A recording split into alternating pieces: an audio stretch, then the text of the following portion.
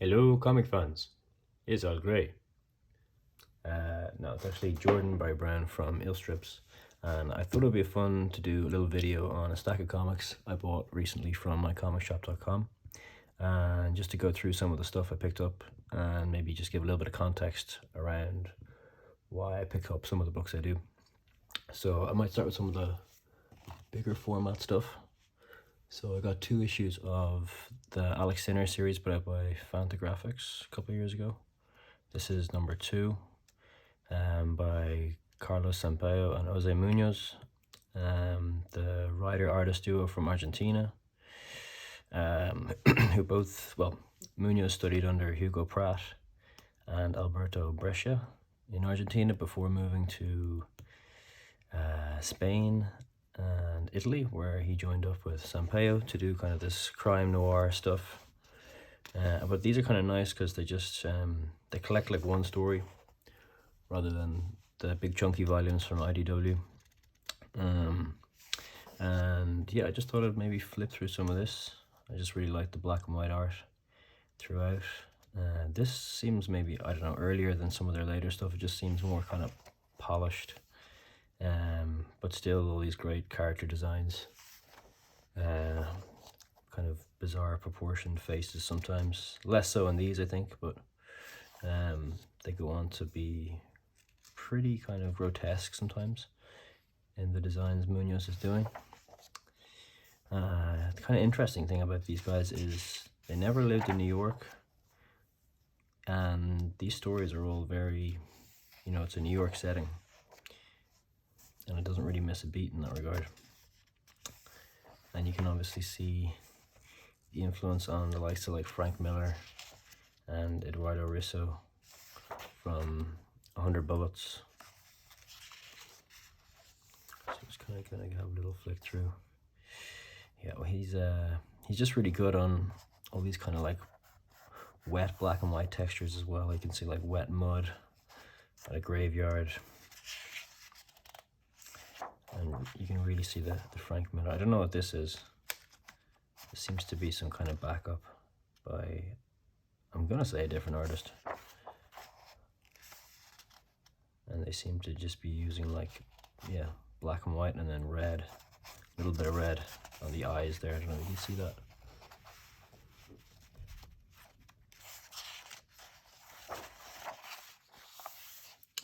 Yeah, they're kind of just a nice size.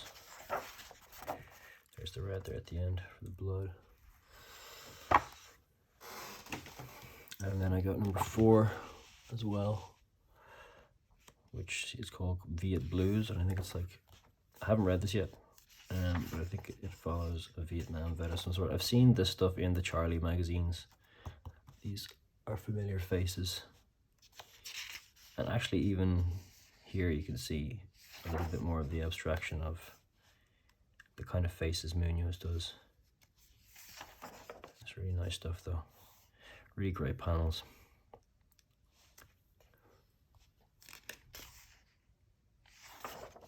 A lot of life and a lot of attention to detail with all these just great character designs. I think I'd like, at one point I'd love to do a black and white comic, something like this. Maybe set New York, but New York setting is always a little intimidating because of all the buildings and cars and whatnot you have to go to do. It's pretty great. I like his just little, they're almost like square brush shapes, square brush heads that he's just laying down for foliage, or sorry, I'm looking at this saying foliage, for drapery and folds. But yeah, just really nice to flip through.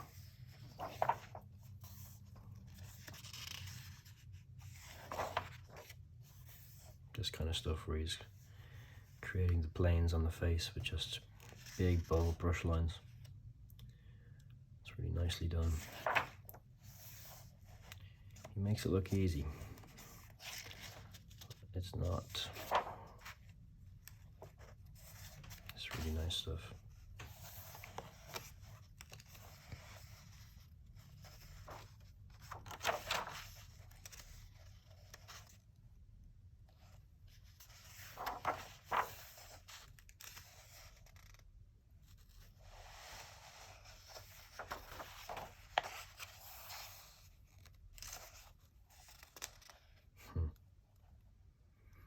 this is kind of what I was saying about these grotesque characters he's able to create. Just these wrinkles and big brush strokes. Like this fella here. So I'm kind of looking forward to reading these actually, because I've read a couple of the stories from the bigger books, but not all of them. So there you have it. And then actually this on the back is something I've wanted to track down before. Just looks really nice. Some kind of jazzy graphic novel.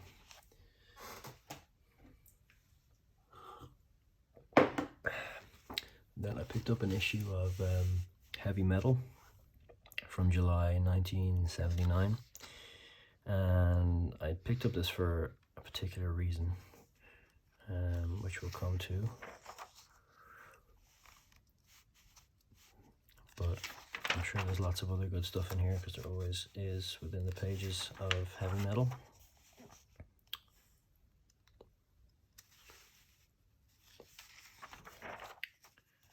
Some Corbin.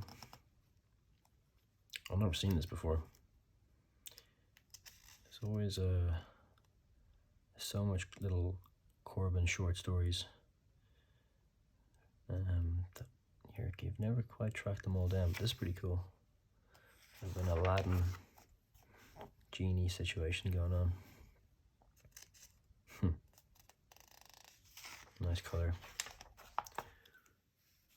There's a pretty cool doubles page spread. Magic carpet flying through some sort of cloud city. Really nice.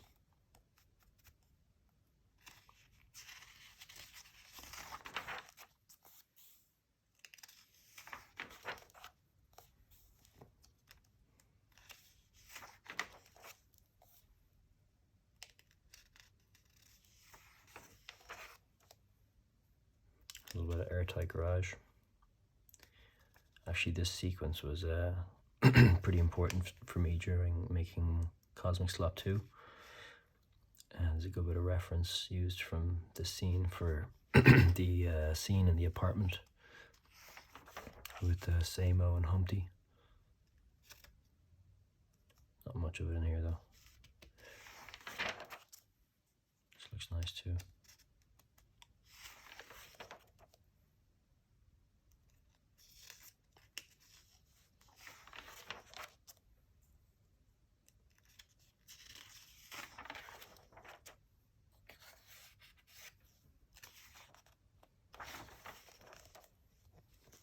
Some nice stipple going on there.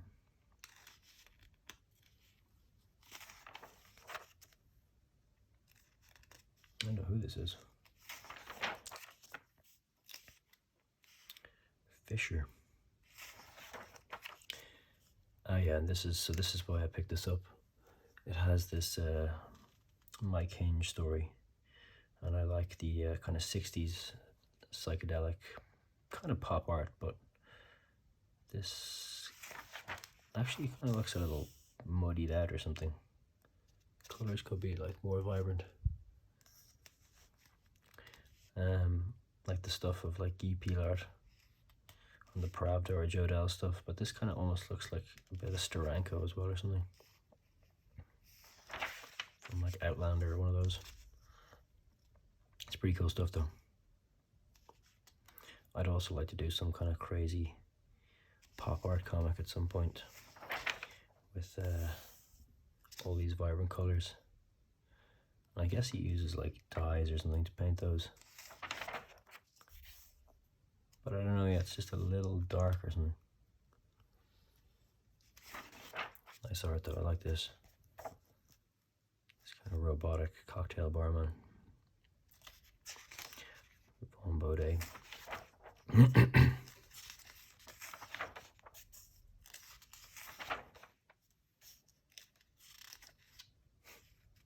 The Young Gnome.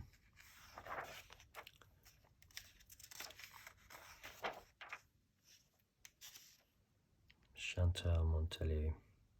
This kind of looks like Jacques Tardy or something, but Not quite making the mark. Got the little eyes.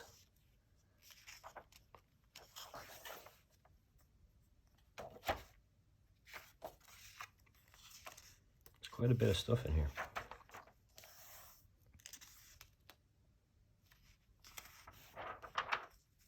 Good range.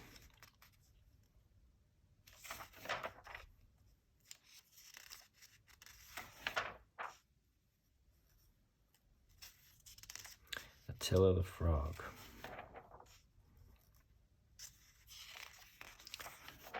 Some busty frog lady.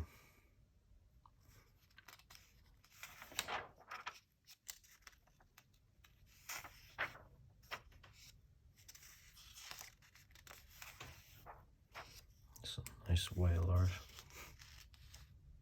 Cool textures.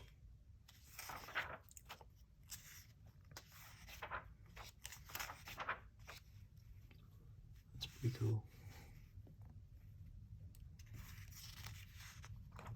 Collage art.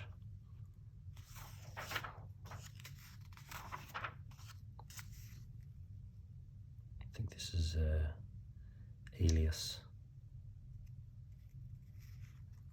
who's obviously got a bit of a Mobius influence as well, but doing his own thing. I think I have one of his sci-fi stories in like a French tome. Alias, 1978. Nice. Yeah, some Kaza on the back.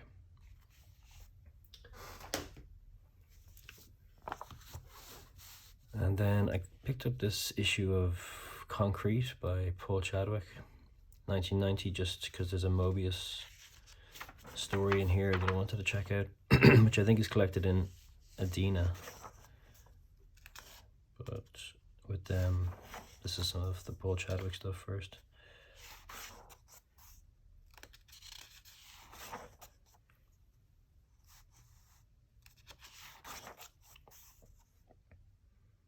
It's pretty cool. Some cool feathering on the foot. The brush.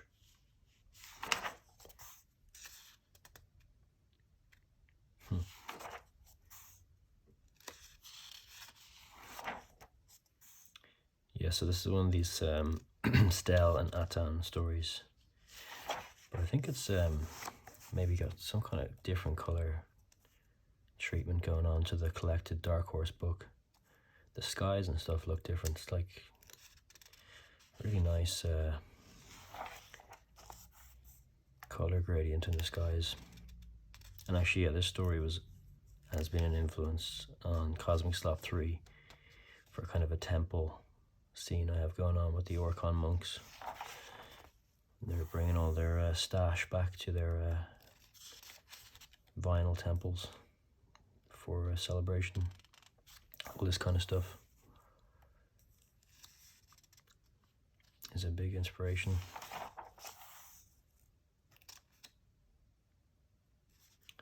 Such good color though. Like, yeah, this looks different to the Dark Horse one. It's kind of like watercolor marks and stuff on these pillars. I don't know if they're in the later version.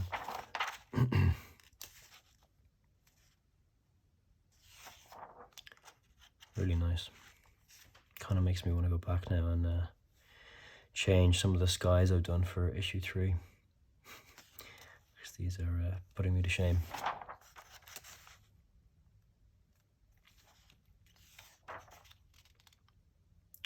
Such great drawing.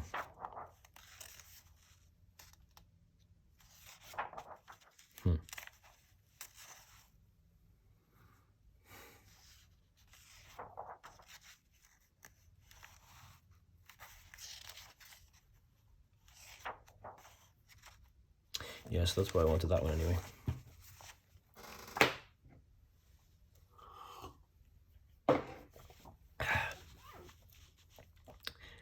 Then a little bit of Fantastic Four and Spider-Man by Frank Miller and Klaus Janson. I think, or maybe Janssen's not on this one. Embellisher Bob. Wait, check. I saw this, I think, on the Kayfabe channel. Miller's iconic vertical panels.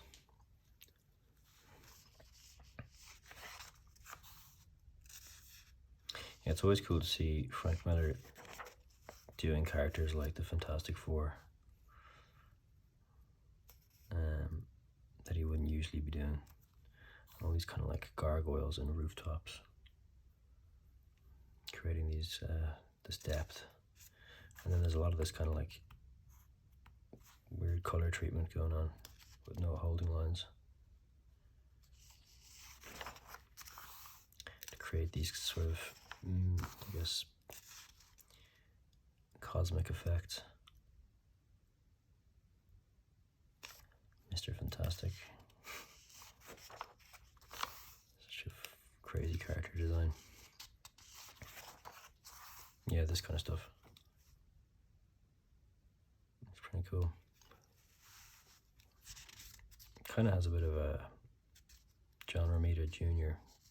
vibe to it.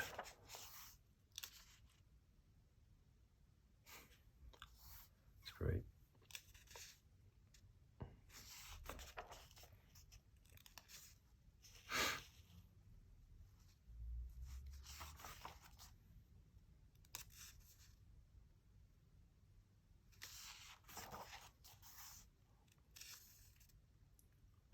Some kind of like, I don't know, like a crayon or a pencil or something for this flashback.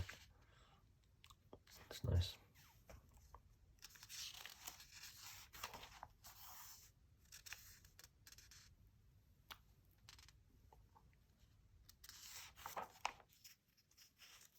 It's more of this stuff.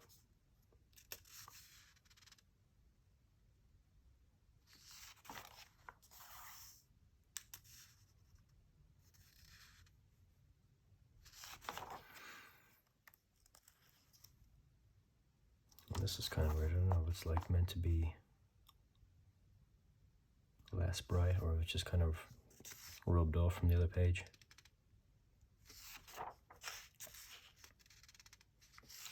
It's kind of long as well.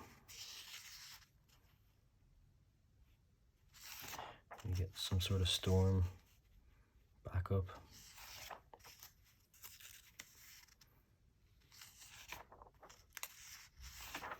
Which is always nice too.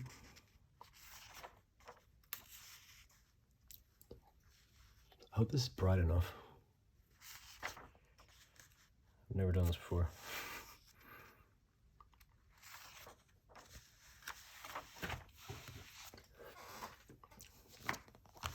Let me check my side lamp just to see if this will improve things. Maybe that's too bright, I don't know.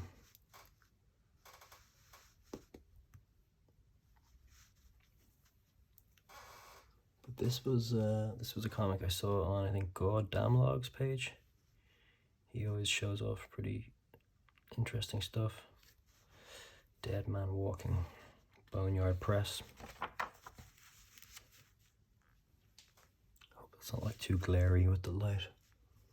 Should be fine. And this is pretty cool looking. Kind of interesting textures and black and white art. It's like weird little white marks on the drapery. That's maybe not working too well there, but getting ready for her aerobics class. And I actually kind of thought this was like a Yakuza comic or something at first, but I think it's set in Burbank.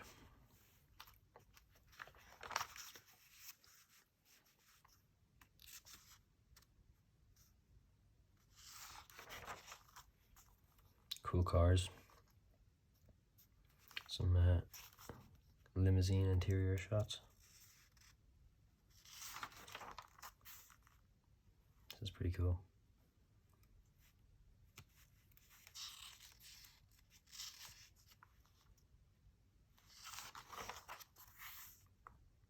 Yeah, this is why I kind of thought it had like a, oh, look at this. I don't know, like a bit of a Yakuza vibe.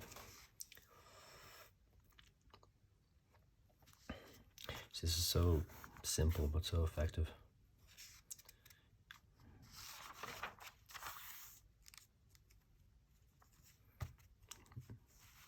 Cool hairstyles.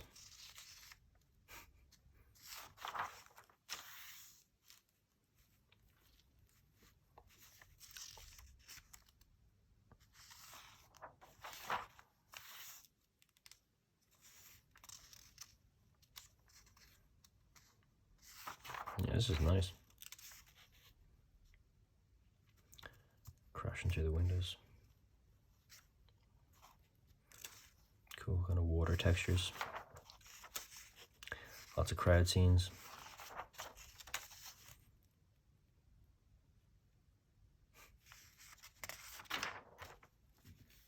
Can't remember who drew that. Guy Burwell, artist and cover. Nice.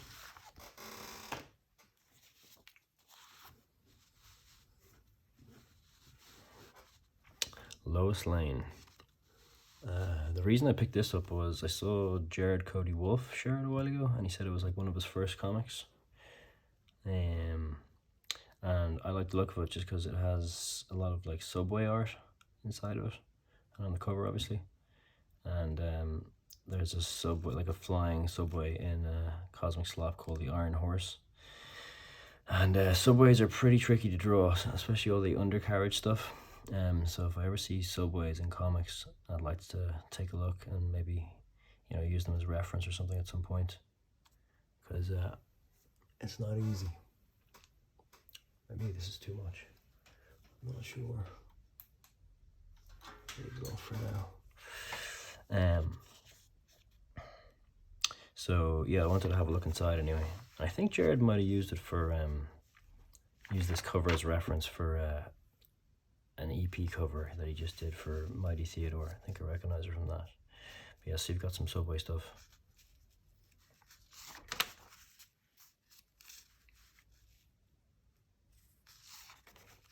I think it's my first Lois Lane comic though.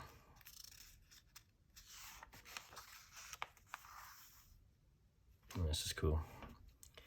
Just to see how other artists are showing a subway in motion. Just these little speed lines coming off the windows and the side. My one is flying through space, so you don't need, mine's off the tracks, I should say, really. So it's a different kind of beast in a way, but. And this is pretty cool because, yeah, you can see it literally flying through the sky. Here we go. And it's kind of fitting because the story I'm doing with it at the moment has a bunch of kaiju monsters. That's cool. The eyes looking through the windows, ripping the roof off.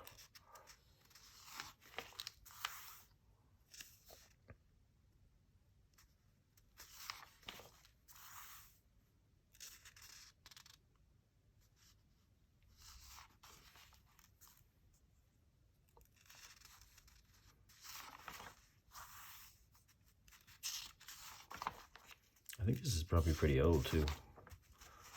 Where's it from? No, 1974. It's cool stuff. Definitely gonna swipe that train in the front for an illustration at some point. Dead World issue 1, which is a zombie comic. And I just thought all the mark making and the textures in this were really interesting looking. Art by Vincent Locke. And I think I have a couple other issues of this, but I didn't have issue 1, so I thought it would be a good one to read as well.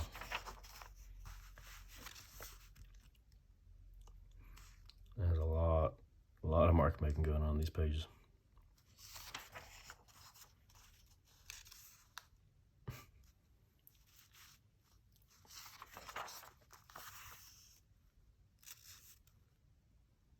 These are zombies.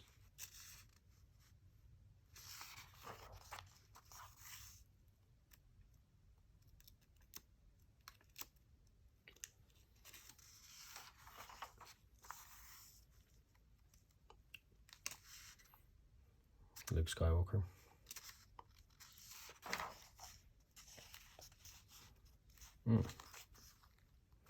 I had a guy in my class who looked like that.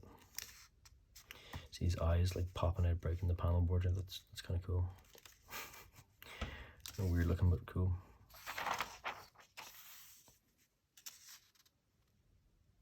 This is kind of nice. Just these little blobby black marks to make up eye holes, sockets.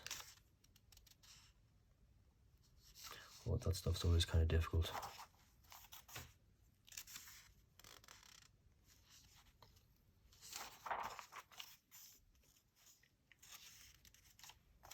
Nice little silhouettes, and these like tiny little scratchy figures, but there's a lot of motion in them. I suppose he's using like kind of a pencil there or something, like charcoal even.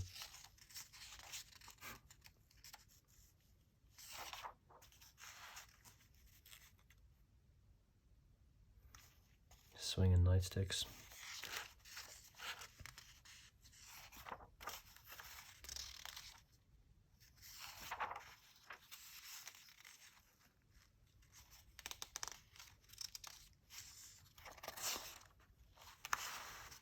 Nice.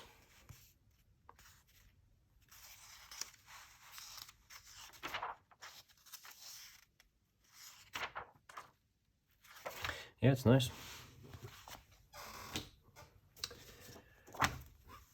Horror in the Dark, one of Richard Corbin's Fantacore Press titles.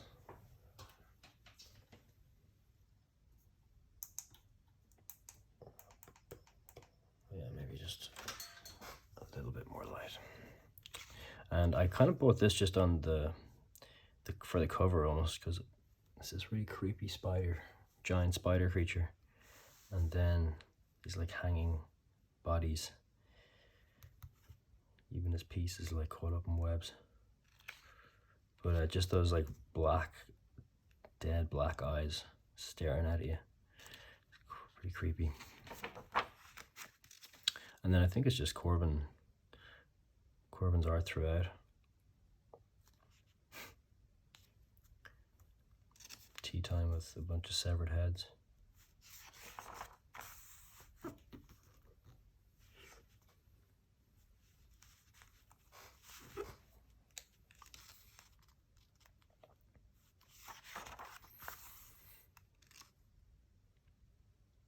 And he just has such like range with his treatment of just either it be color or mark making. I always like his little small organic marks. They're actually really hard to pull off. He makes it look easy. This kind of stuff on the brow and shit like that.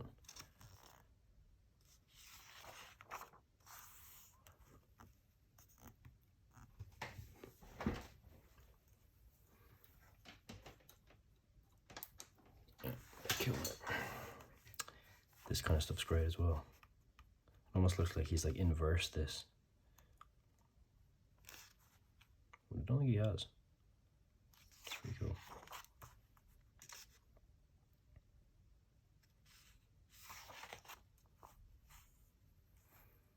And he's always so inventive with just creature design, titty design. He seems to have married the two things here.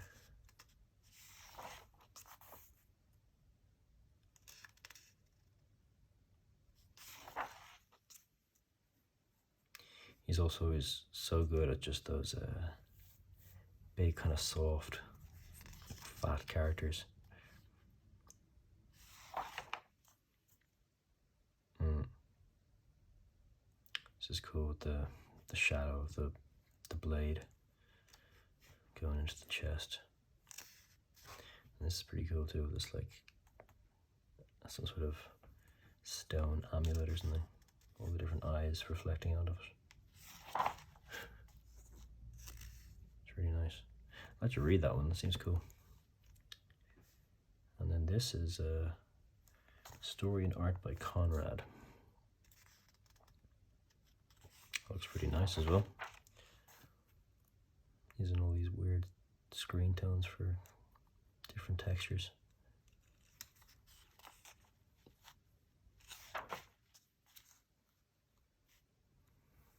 It's pretty like pretty full on accomplished drawing. These faces, like they look like they're all directly copied from models or something.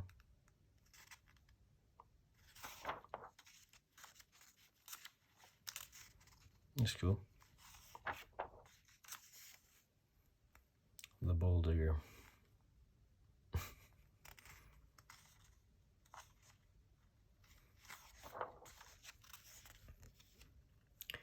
It's always really good at like monkeys and apes as well. This looks like a Dr. Seuss or something. Nice.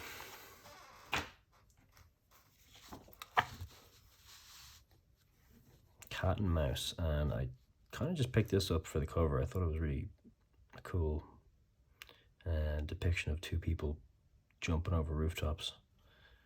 It's really selling that kind of like parkour move. These big bouncy looking shoe or boots they're wearing as well. Silverline Comics.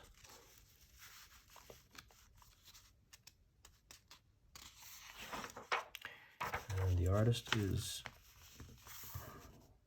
Mitch Bird. Inks Stephen Butler and letters.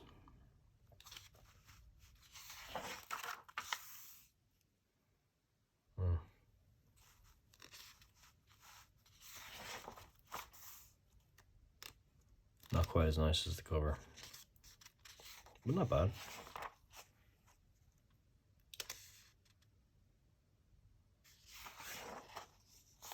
Bring it to a veterinary clinic.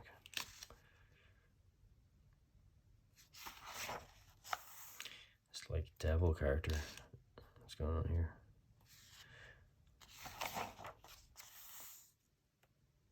It's got two tails, three tails.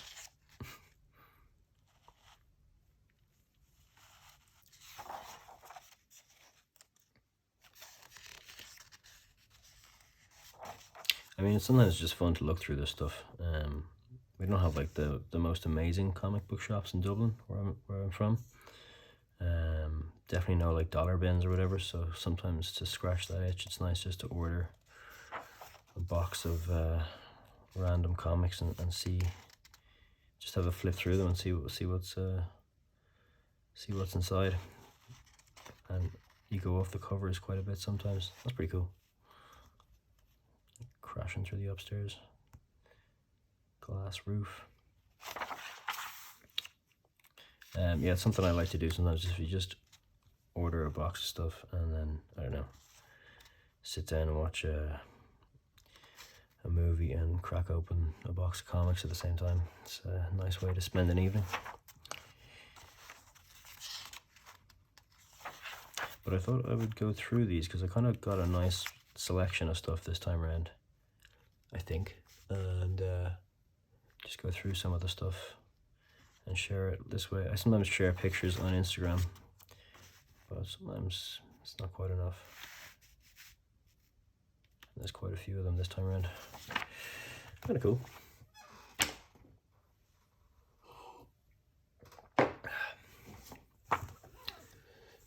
And then I saw these on Early Bird Comics Instagram page, and he was showing off Marvel Fanfare for a week.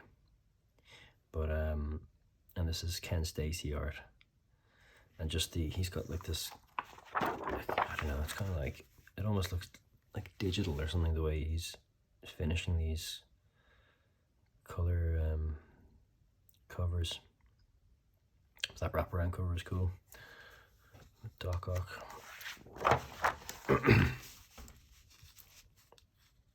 The interior stuff looks a bit different to the covers. It's still really nice. Yeah, it almost looks like animation or something, this stuff.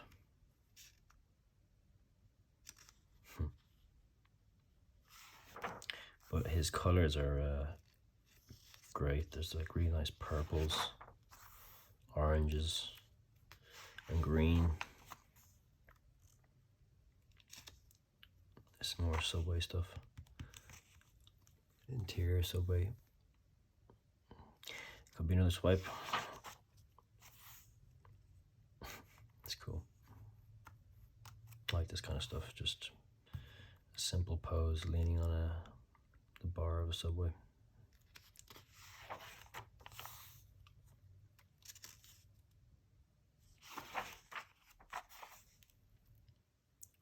And it kind of suits, I guess, Iron Man.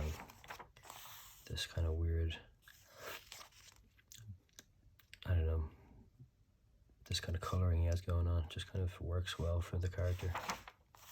Just the kind of purples that I was talking about.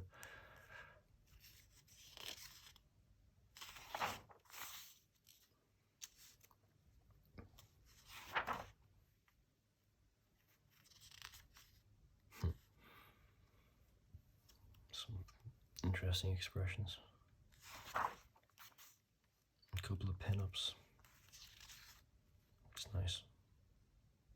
It's always cool when they just have like one color for the costume, like black or white or whatever.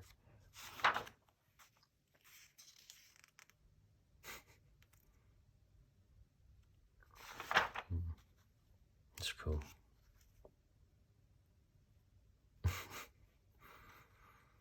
Storm's got a haircut.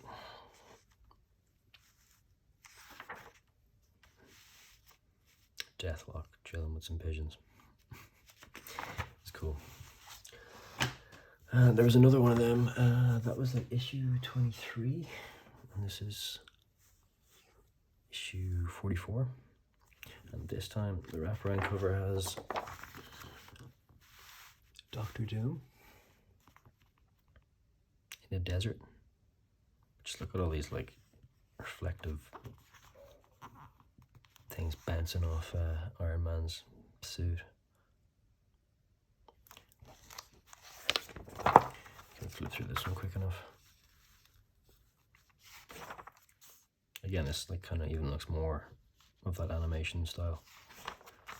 Here's your purples again.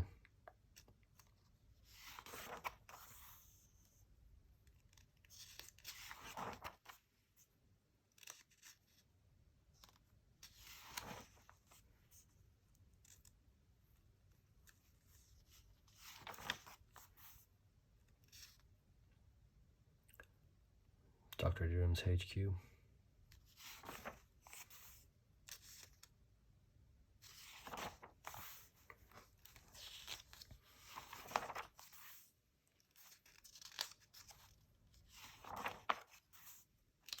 Yeah, anyway, these two just jumped out at me, more just from the covers. I like the look of them a lot. This stuff's pretty cool. Oh. A sassy Dr. Doom. Coming to, what's he gonna do with that hot poker?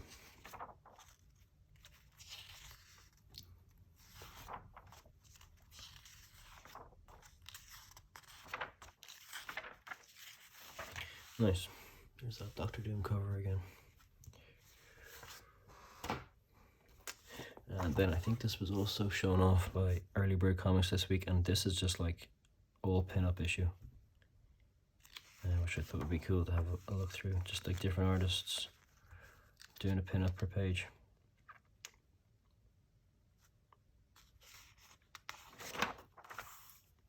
This is cool.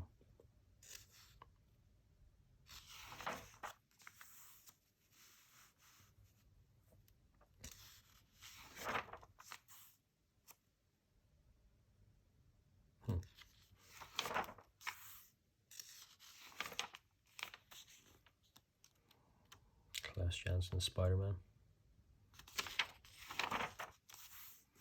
Oh, that's pretty nice. All the Iron Man suits.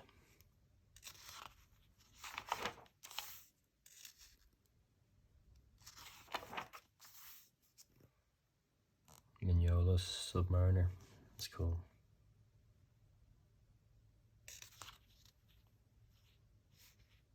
Kevin Nolan. Dodgy Frazetta knockoff.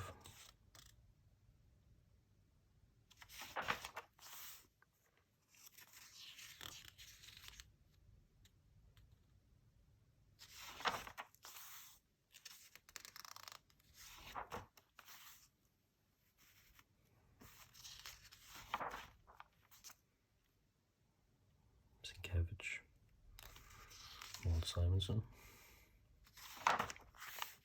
Here's Ken Stacy again. That's really nice.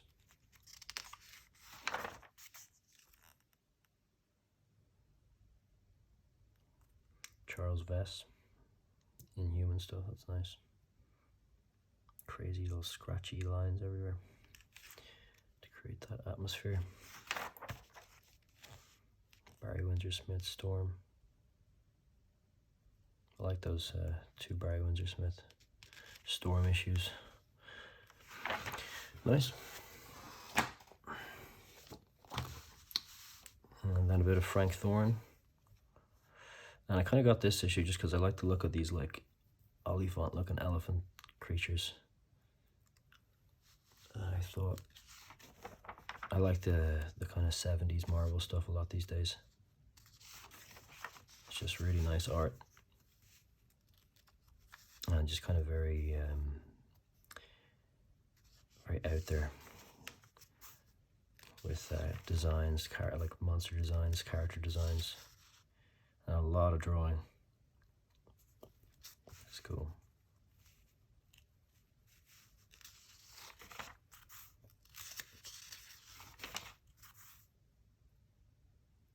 It's like elephant pen. I guess they're kind of mammoths or something. Mastodons. It's just like Lord of the Rings.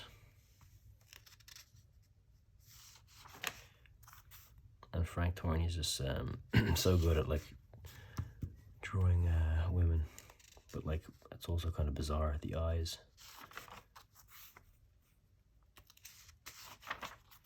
But certainly good at drawing the figure.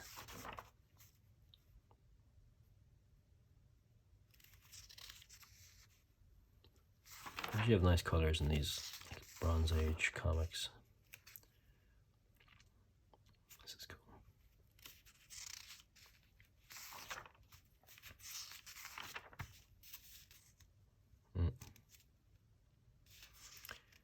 Getting the noose. Will she make it to the next issue? I think so. And then a bit of Miracle, or Mr. Miracle. Jack Kirby. And I don't have any Mr. Miracle comics, so I kind of wanted to check one out just to, more for just the art. He's such a graphic style, and just it's kind of like 8-ball or something. Dan Clowes lettering. Sorry, I hope I'm not moving around too much.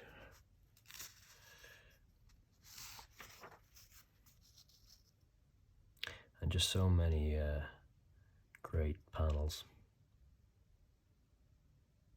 This kind of stuff, just going down in elevators and this weird character design, this like remote control car glass box with a head inside of it.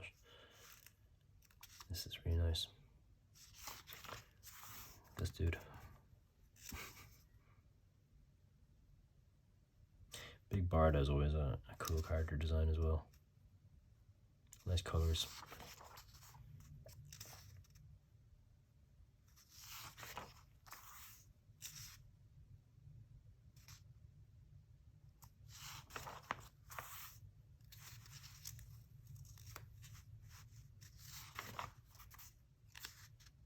Yeah, see, you just wouldn't find this kind of stuff in Dublin, in comic book stores for, you know, any sort of reasonable price.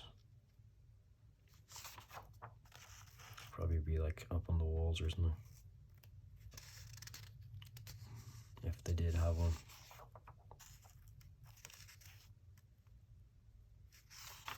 I think it was only like $5 or something, if even. Kirby's like female hands are always so bizarre, but they're very his own, but just kind of witchy or something.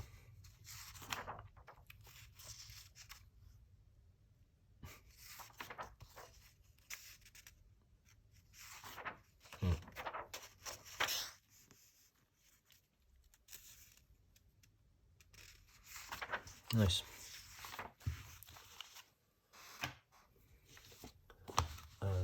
this was a Power Comics recommendation. Jack of Nines, a friendly game. It's kind of a weird size. And a weird comic, no doubt.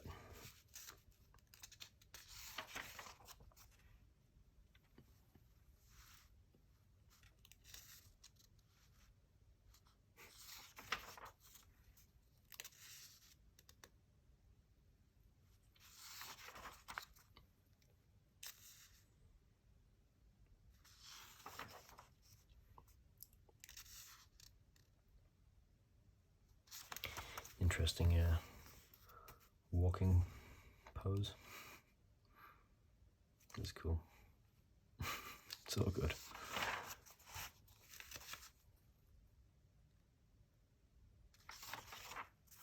I'd like to read this actually.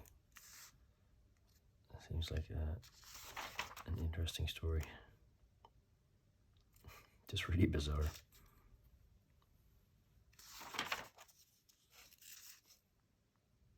It's like his bloodied up knuckles.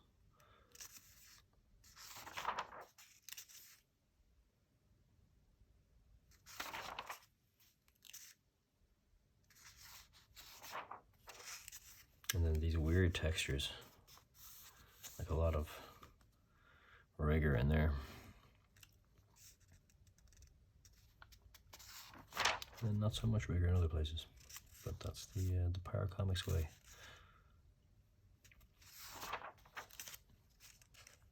I'd say that grass took a while.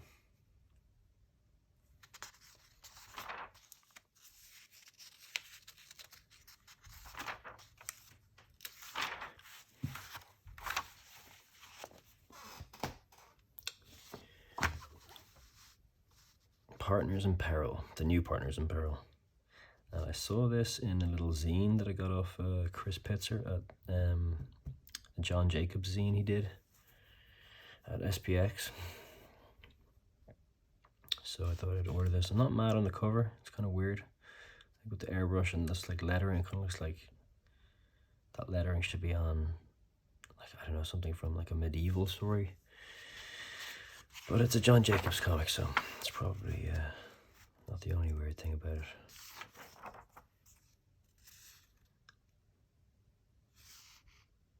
Craig Storman on lettering. Steve Hughes on art.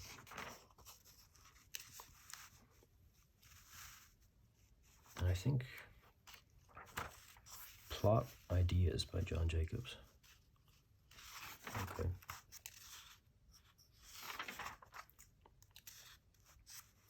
I think there might be a few different artists in this. Yeah, this looks different now. It's kind of Power Comics.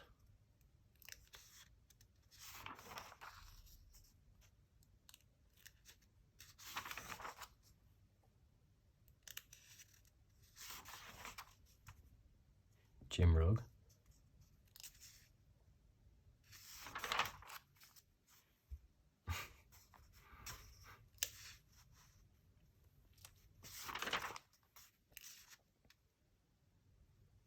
I think this is Craig Storman art, like the Life Brigade stuff.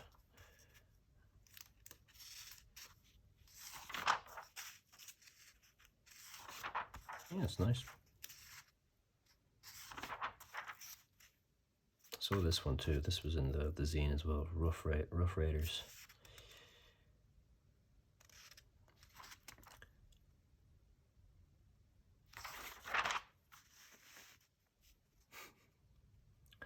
Zoran, Blue Comics.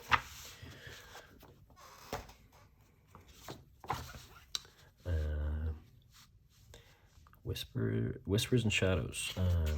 Reggie Byers, which is Shuriken, I think. And I picked this up. I saw like an earlier issue. Charles Forsman showed off. That looked kind of cool. Another interesting walk pose. But it's kind of weird color on the front. This is like orangey yellow.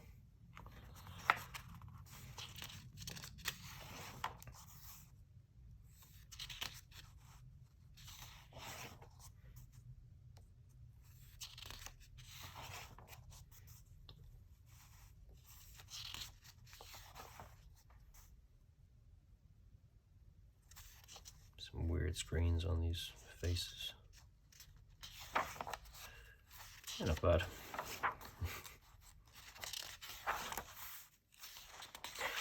But I'd say this is a later issue, so I'd say maybe the earlier ones are more interesting.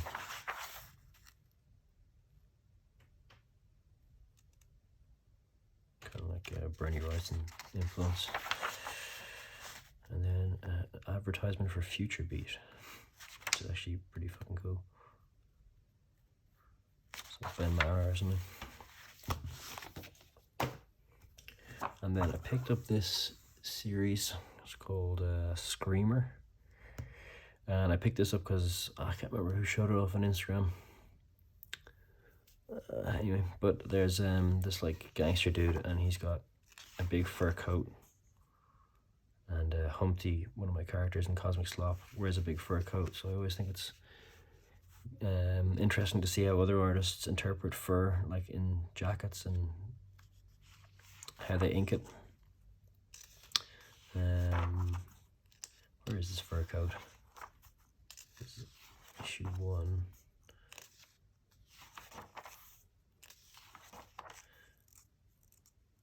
I actually sometimes think this, like looking at this comic, it might be nicer in black and white. Coloring's a bit weird. It's kind of muddy or something. Okay, no fur coat in issue 1. Let me have a look.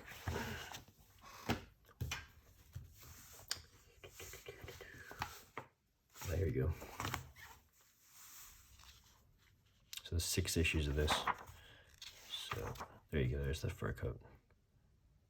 So I actually have been looking at this art already. I think it's Steve Dillon. Brett Owens and Steve Dillon.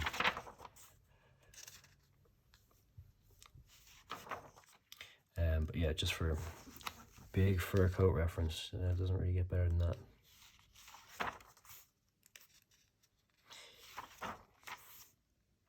The Return of Swamp Thing. I've never seen that.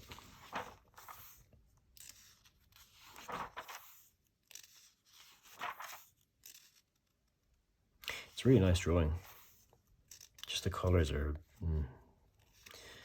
not really helping it. And I've actually seen some of the original art online, and it looks really nice in black and white.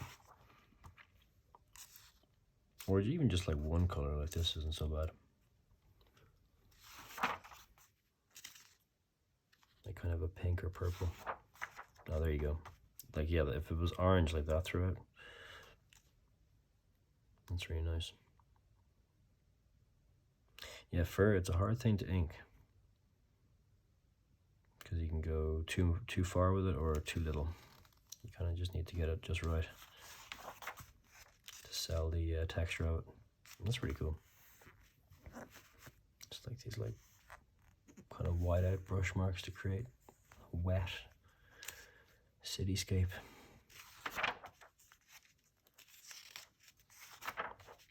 Yeah, anyway, I got a couple more issues of that, but that's enough of that. And then I've got a couple more.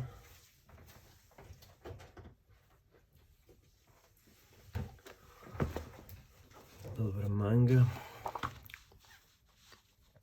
I really like the look of this art. Teo Matsumoto. This is issue 2. I would like issue 1 though, because it seems like the story would be really good. But yeah, his art, it actually kind of reminds me a little bit of that Munoz Skinner art that we were looking at. Something about just the character designs or the mark making. Just those like 90s gorilla bears. See these kind of like the drapery textures are really cool. And he has that like little kind of organic mark making that we were looking at on some Corbin stuff. And the hair is cool. And it's just really nice. And there's a lot of these Easter Island big heads. It's really very random stuff going on in the backgrounds. I'd like to read it. I wonder if there's like a collection of this or something.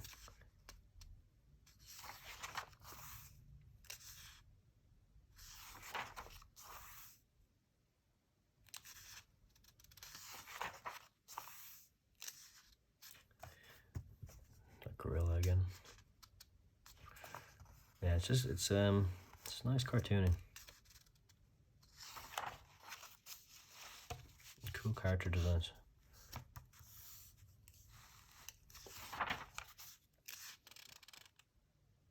I think there's like 4 issues of this or something. I'll have to find the others. More of your big Easter Island heads.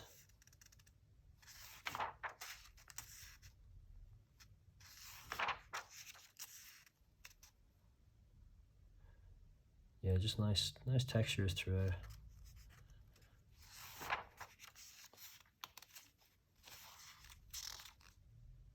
But that drapery kind of design is really different.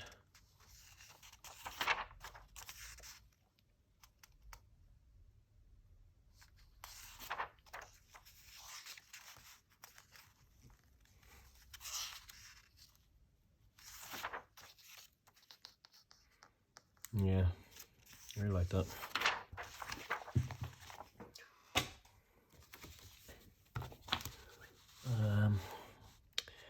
Matt Wagner's Mage, #1. I have a couple other issues of this, but I've never read them just because I didn't have the #1.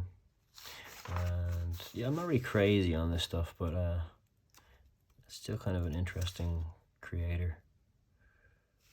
And cool to see some of his like early work. All these markers he's using for that's really cool for background coloring. I don't know, it just gets a bit lost though or something. That's kind of the style.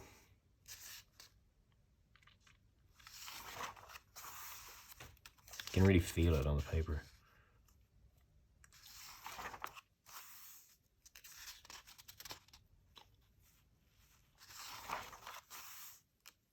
That's cool.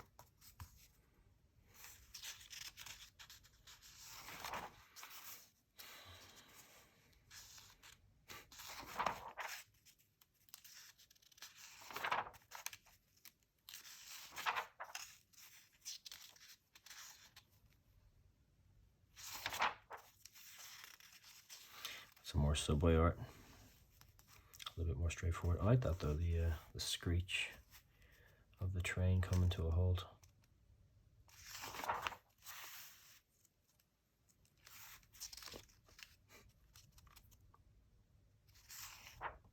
A couple of dodgy characters on the subway.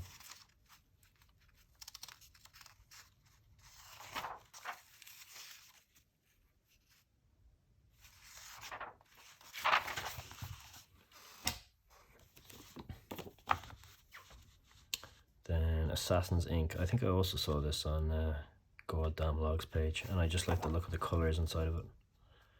Really like vibrant pinks, oranges, yellows, and like used everywhere. Very colorful. But I think it kind of works.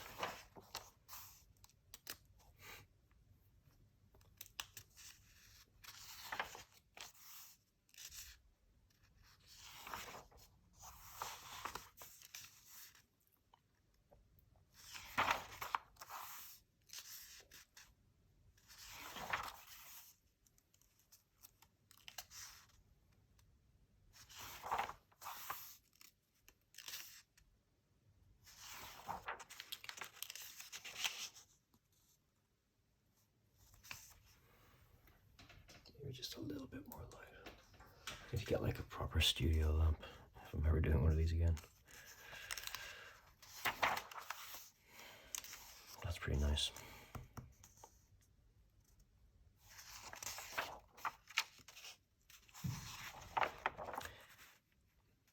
Bit of mold going on here.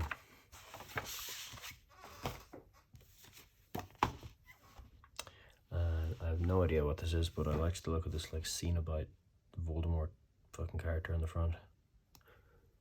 So I decided to pick it up. It's kind of heavy, like paper stock.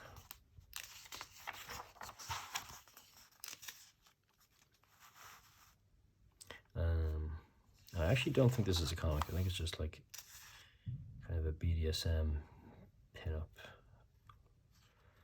selection of different artists. Guy Davis. I don't know, I think it's pretty old too. Like it's a lot of certain artists' earlier work.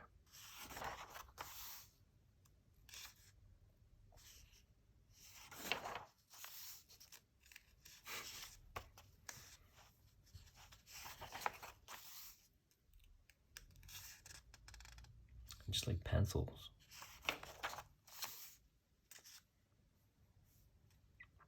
Pit.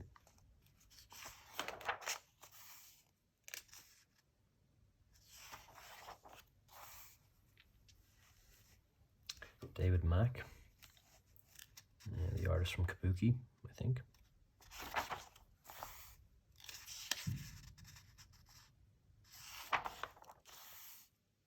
Really weird.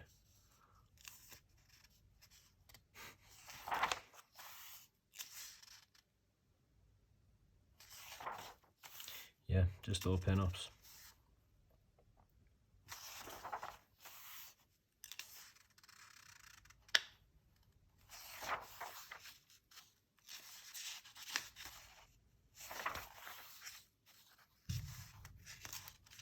Yeah, definitely some kind of Cenobite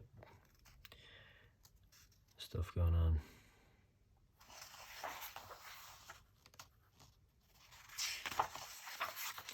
Yeah, why not?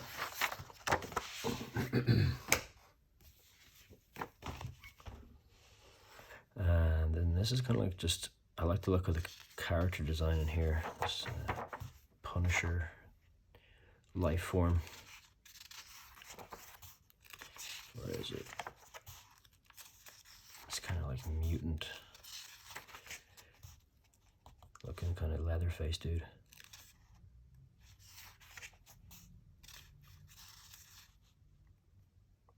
There's a few of them. Some good motorbike art in here too. And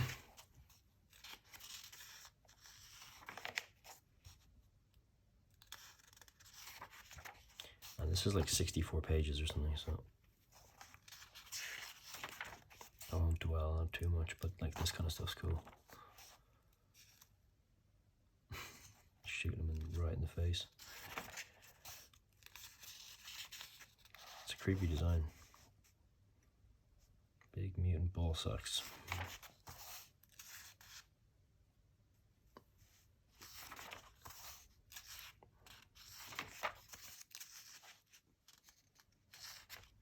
Nice colors. Punisher's tire workout room. I think there's a few different stories in here. Here's more of a more subway art. Got like a down God's eye view this time.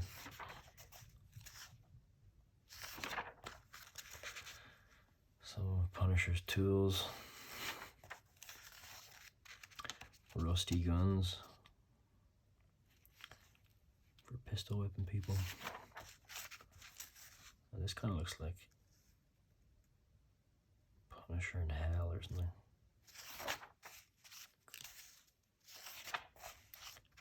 I think it's like that mutant king in one of Miller's Daredevil stories. I don't know. Dick Tracy.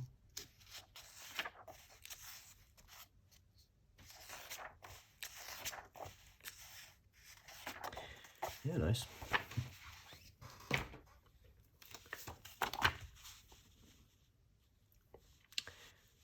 And then this is a king-size Spider-Man annual, and there's two that I have, and they're always kind of good. I think they might be 15 and 16.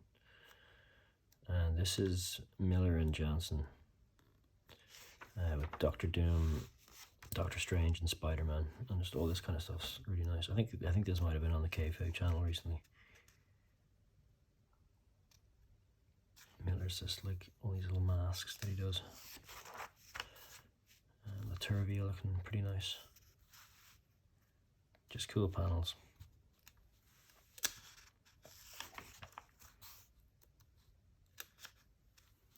And good colours. But I think there's a couple of like weird inking special effects with these portals and stuff that are nice throughout this book, if I remember. Two of them just watching Hitler videos. This stuff's pretty cool. There's a couple of nice spreads in here. But just really nice colours throughout.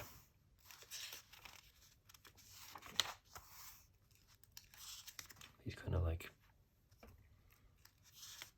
cosmic effects.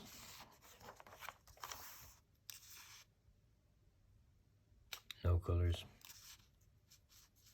I like this panel here. This like see the cross section of the building. It's kind of like something you draw when you're a kid, but it works well in a comic.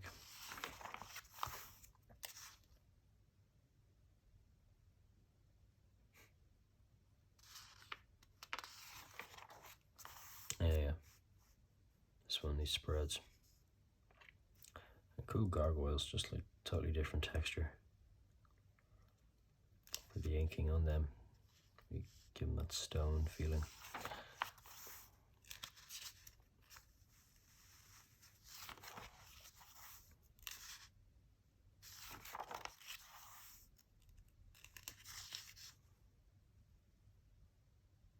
Good sense of depth, just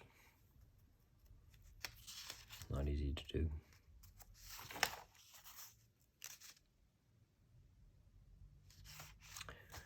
More of these good colours. That's really nice.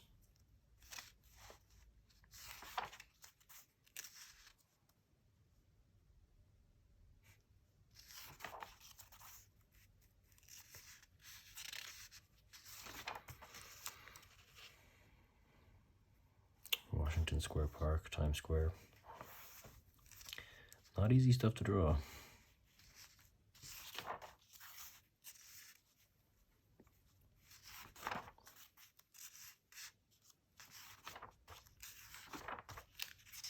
Oh yeah, this is these like portals. I thought that was cool. The hand coming out just out of the colour, grabbing that little dude.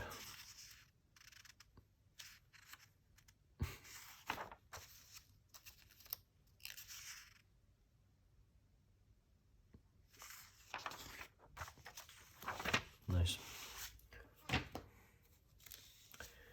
And then I grabbed these two issues of Master of Kung Fu. I've been kind of buying a good bit of the Gene Day stuff because I just really like his art. And it was a big influence on Cosmic Slop 3 for a couple of scenes. But this is just Galassi art throughout, like Paul Galassi doing pencils and ink, which I think there's only 2 issues where he does that. So it's always just nice to look at his art. I don't really read these, but they're just nice to look at.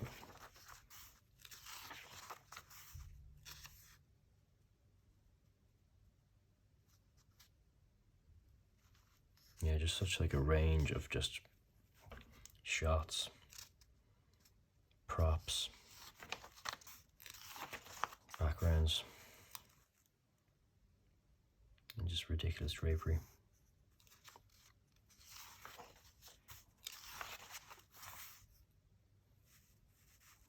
Marlon Brando.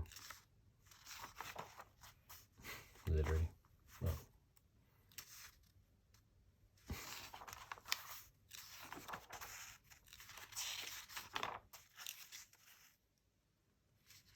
Yeah, Master of Kung Fu comics, they're always a pleasure to just have a look through.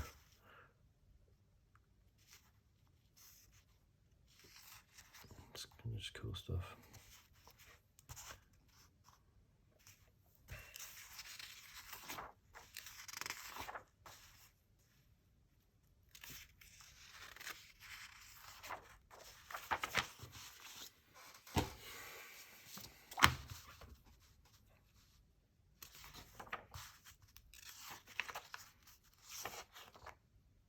think this is just Galassi again.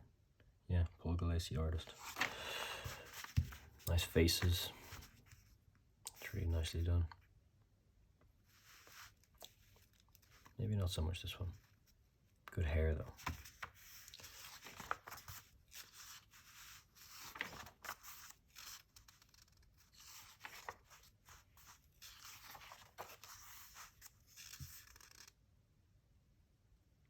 So it's kind of just like good wharf settings and stuff in these. There's your Brando again.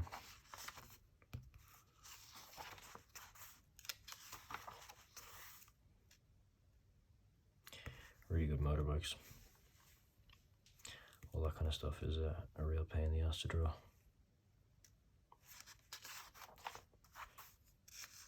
And like good action sequences, just like really cinematic.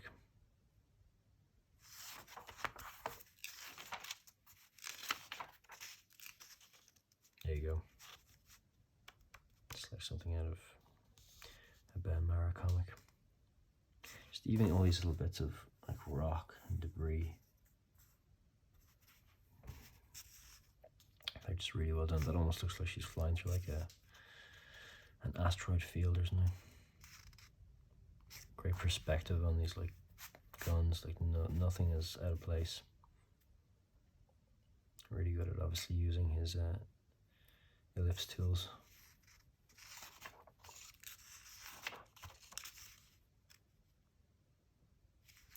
Yeah, really nice stuff.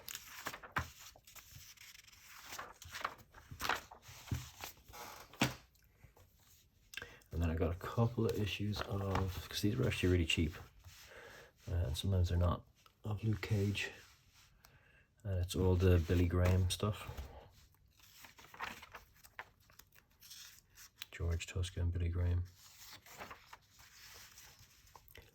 Again, like I said, I was kind of really enjoying looking at the 70s Marvel stuff over the last while. Like your Master of Kung Fu, Luke Cage, Red Sonja, Conan. Just really strong art. He's always good at these, whatever they're called, the skies, the orange skies in these comics are always really cool. They resell that kind of Harlem sunset.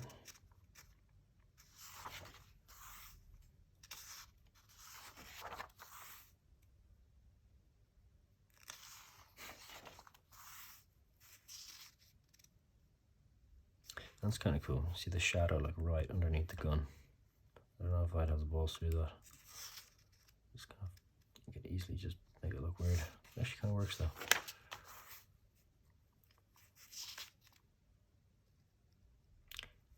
Popping through the roof.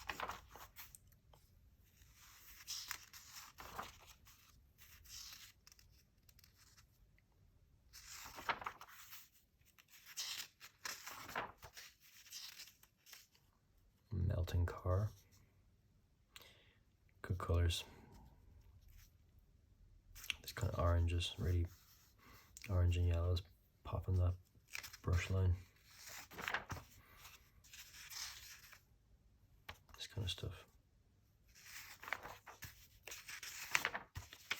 I'll just do a quick flip through the other ones.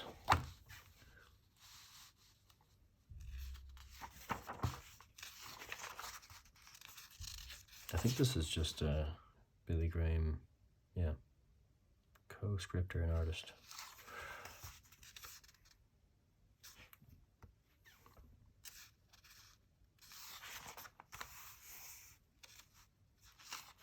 These kind of comics just look so great. There's a nice walking stance, better than some of the other ones we've seen. It just works so well on this kind of old newsprint though. When you see them collected in any of these like new Penguin Random House books or whatever, it just doesn't really have the same charm. So that's why it's nice to buy them in the old issue format. And if you can get them at a good price, here's your Brando coming back, different comic. All this like great New York. See, I'd like to do a comic one day set in New York, like I said, so it's always good to just pull these and put them in the memory bank somewhere for when that time comes.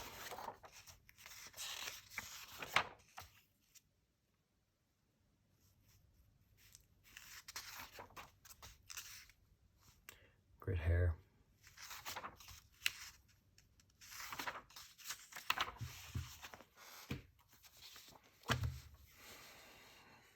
That chain got extra chunky. Cool cover. Anyway, let me flip through this quick enough.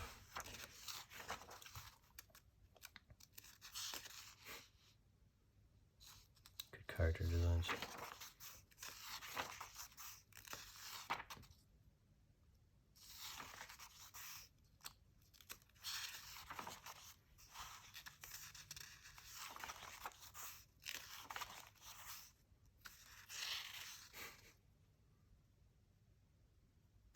Good action. Swinging off a flagpole into a bus. That's really nice.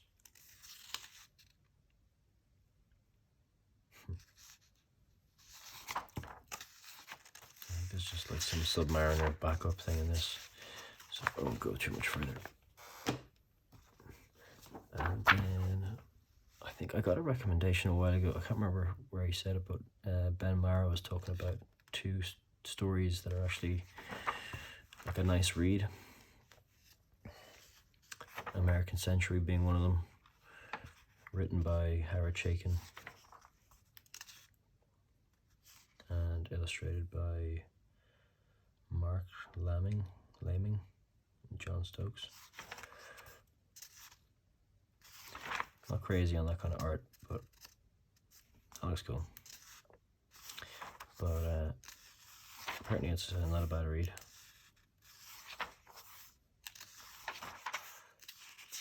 And I got 2 issues of this.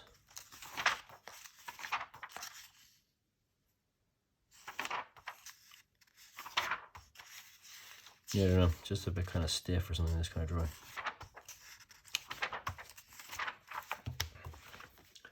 Howard Chaykin covers though, very nice. That's issue 2, I won't bother going through that. And the other recommendation of Mara's was this Rex Mundi, which kind of seems to have a lot of this like kind of secret society, ritualistic. I'm going to kill the light for this because it's really bouncing off that glossy paper.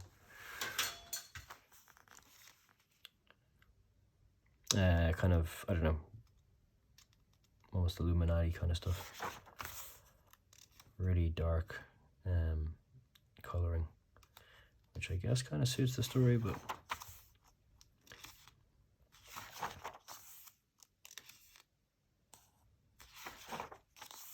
that's nice. Going down to the crypts. Yeah, this book has definitely this kind of occult feel, which I'm into. I like those kind of stories.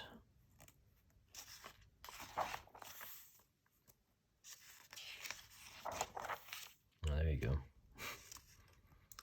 Here's your human sacrifice.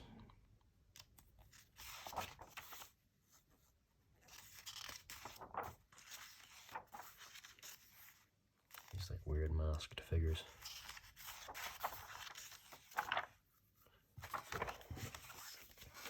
So I got like 2 more of those, just gonna, like, something to read, but yeah, not bad. And then there's just the last couple of kind of magazine size stuff, and just whenever you see Corbin doing like one of those big lizard creatures, it's kind of hard to resist picking it up. And I don't have any creepy Warren magazines, so I thought I'd give it a look.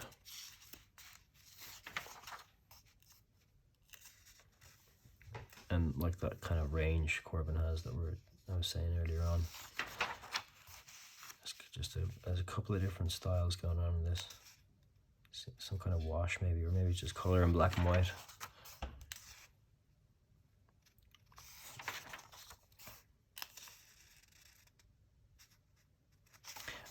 I don't know if all this stuff is from like the same era, because there's quite a few different stories in here, and they all look quite different from one another. I don't know that much about this magazine, to be honest.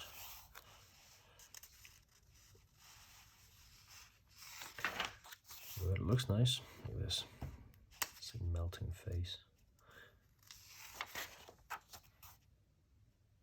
And then here's your lizard from the front, but again, much more kind of economic style or something.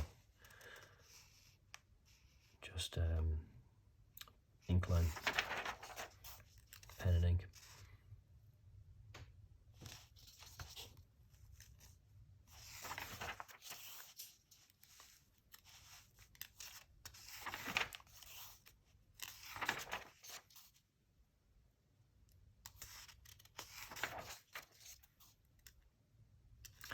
Always nice to look at a bunch of Corbin art though.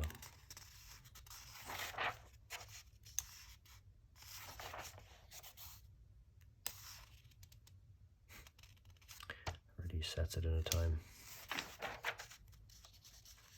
And then yeah, this again looks quite different. I think he's using some like duo shade here. Just like insect story. It's cool. Smoke.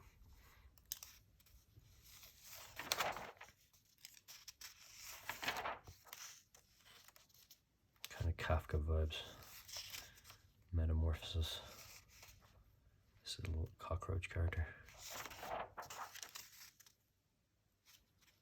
And then this is much more cartoony. You just never know what you're going to get with Corbin.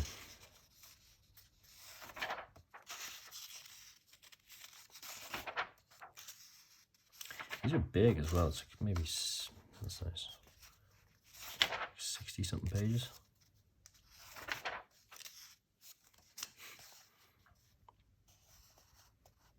See, that's when he's so good at like building those like weird fleshy forms.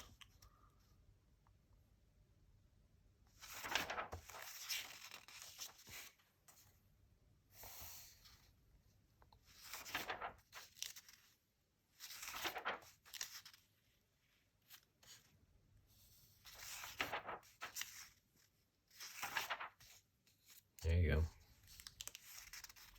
Got your vinyl Cape Java.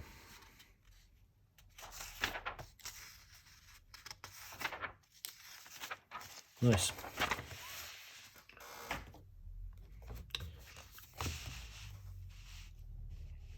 Then the In the Days of the Mob, Jack Kirby magazine size gangster story, which is all kind of unusual because it's like an ink wash. It's cool to have it a kind of magazine size. Got your Ma Baker. But there's just such a range of characters and different faces in this particular story.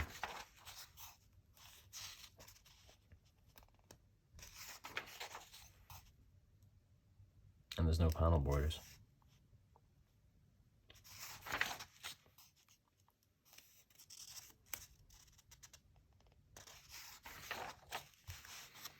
This kind of looks like that, some of that stuff, that book that came out a while ago, that Kirby book.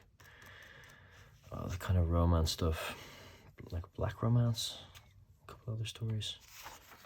It's that kind of style.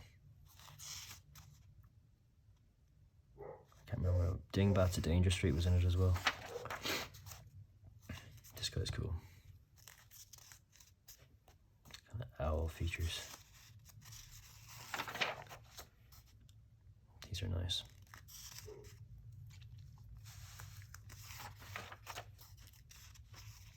Big Al Capone. And this looks like it would be great, but there's a big old poster in the middle. There we got a barking dog.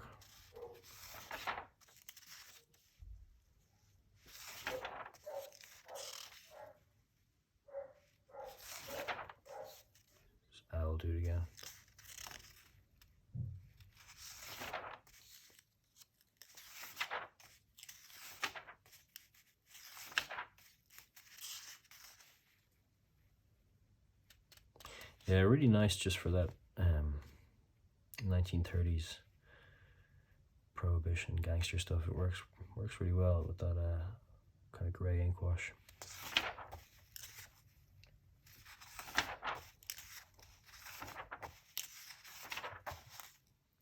Also a chunky enough magazine.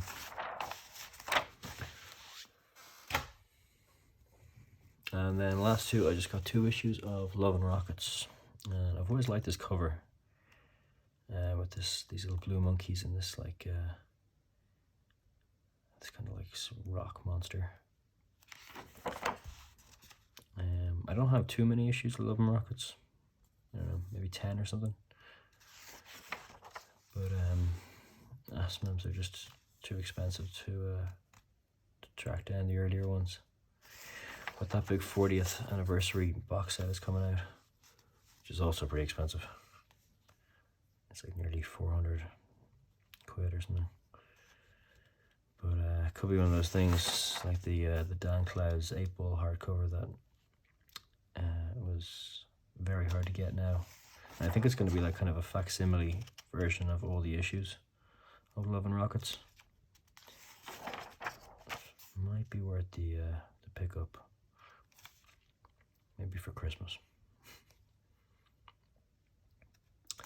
I always like all this Beto's atmospheric backgrounds of just a couple of lines to sell, you know, trees, or he's just really good at that. This works really well. So many lines. He's got really nice textures. Just all these little dots to make up the jacket.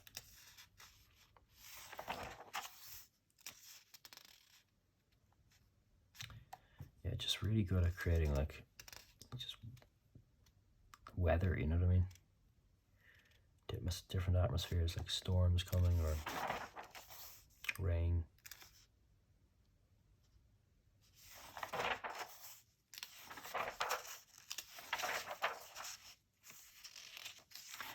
A Jaime story.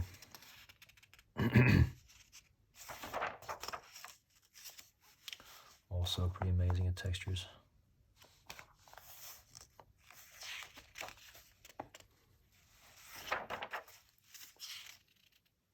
And hair.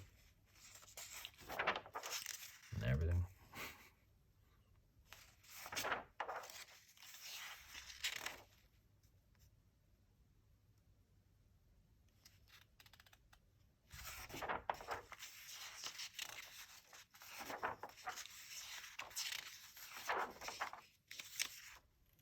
So good. Just so good at black and white art. Look at that. Yeah, that's why it might be nice to get the big box set, just to, if you got that around Christmas time, and just be a nice way to spend a few cozy days in. You got your back cover.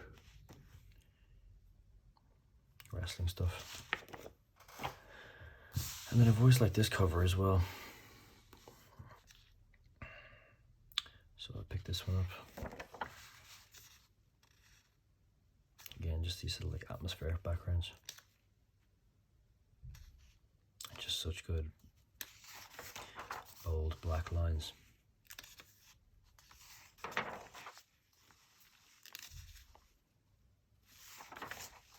Like this kind of stuff.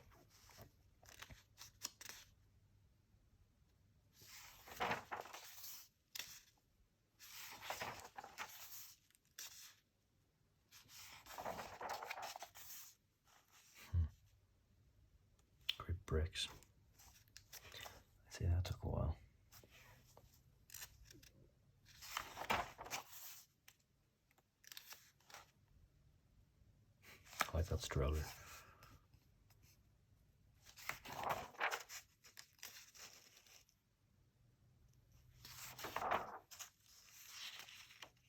This guy's like Mulder from the X-Files or something.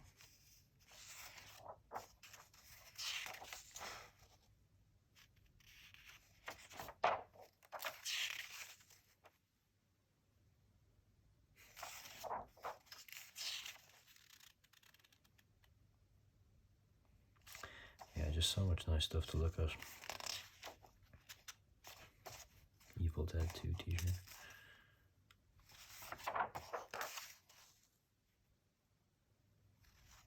Such a good face.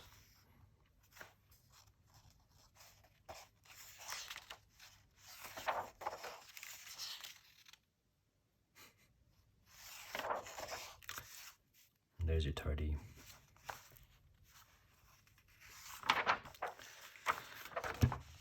So that's a wrap there, really. So yeah, I kind of like watching these videos, so I thought I'd just make one of my own, go through some stuff, and yeah, hope you enjoyed that. And maybe I'll do another one sometime.